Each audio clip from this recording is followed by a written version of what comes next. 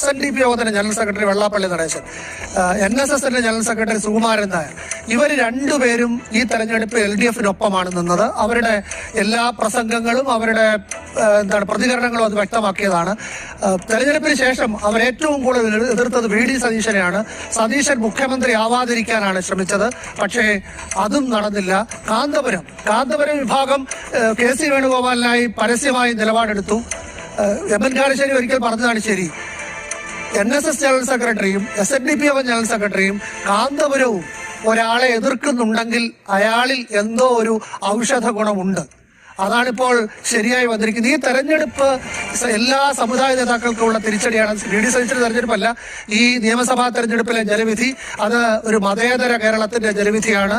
ഈ മുഖ്യമന്ത്രി സ്ഥാനത്തേക്കുള്ള VD സതീശന്റെ വരവ് അത് എല്ലാ സമുദായ നേതാക്കളുടെയും നിലപാടുകൾക്കുള്ള തിരിച്ചടിയാണ്.